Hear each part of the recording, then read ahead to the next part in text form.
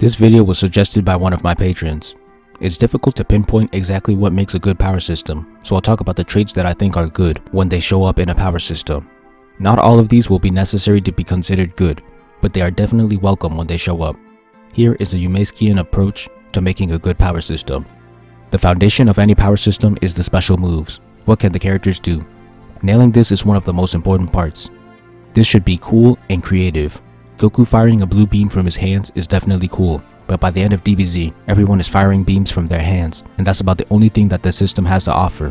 This creativity can be tackled in two ways: giving characters a large amount of special moves, or having characters use the universal special moves in unique ways. For the first example, individual power systems always do this. Each character has a move that only they can use, but expansive power systems do this in a different way. Instead, there is a larger library of moves that characters can choose from. Both strategies will result in a lot of unique powers. The second way would be like in alchemy. Every single character transmutes because that is the only power available, but they all transmute in unique ways. Some create fire, some create explosions, and some manipulate earth. Individual triggers also do this. Take Scorpion for example. Kitora created the leg blade, Kageura created Mantis, and Yuma created the Shuriken.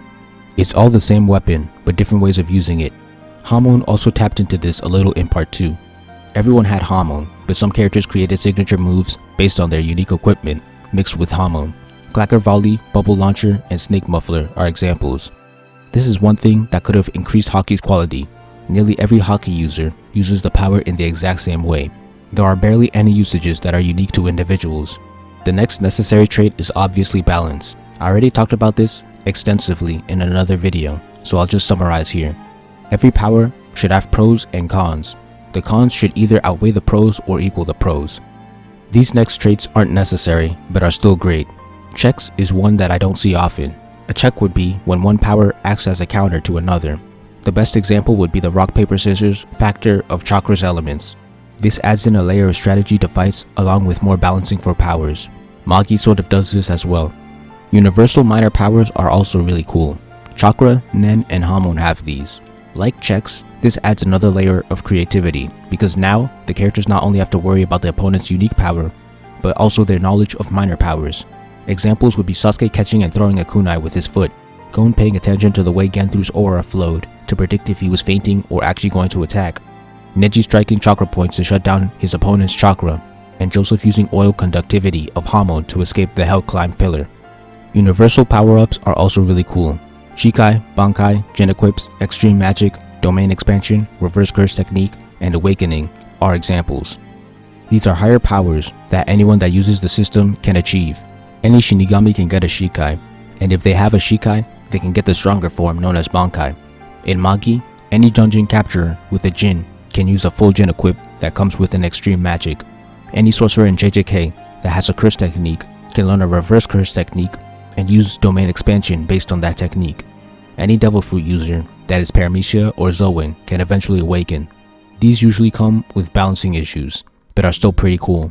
They get the audience excited for characters to show off their power-up, since there is always a strong possibility that they will eventually learn or use it. Fans can even start predicting what this power-up is for each character. One downside would be holding the fans in suspense for too long, or not showing it at all. Examples would be Ishin, Ukitake, and Yoruichi from Bleach never using their Bankai. The next trait is having a creative source. I went into this in a video named Power Systems Based on Reality, but basically, power systems that have their roots in a unique and creative source are really cool.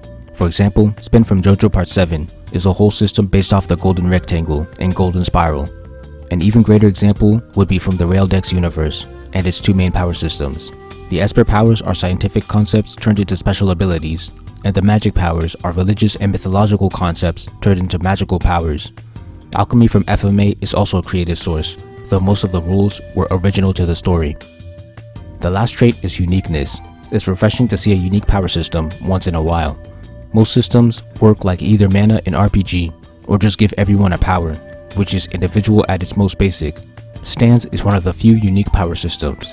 Characters summon a ghost to fight in their place and use powers. The only similar systems I can think of stem from video games like Persona and Blue Dragon. Triggers from World Trigger are also very unique. The power system is made up of several weapons that you could choose from, each with their own unique ability. Everyone has access to the same triggers, and they have to make their own unique combinations of 8 triggers. I've never seen anything like this before. Bleach also introduced the idea of power systems being confined to weapons. I believe it was the first to have weapons be the source of special moves in anime, but it does have Kido on the side. Then Soul Eater and Magi took inspiration from that. Soul Eater's system is all about a weapon and a Meister working together, while Jin's in Magi are centered around the user summoning the powers of the Jin through the weapon.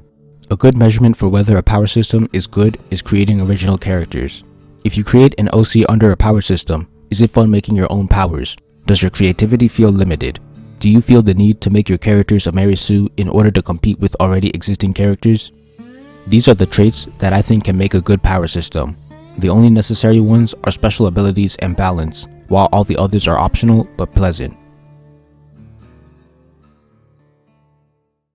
Thank you for watching. Please like, comment, share, subscribe, and check out my manga for free online. If you enjoy my content, please consider donating to my Patreon. All important links will be in the description.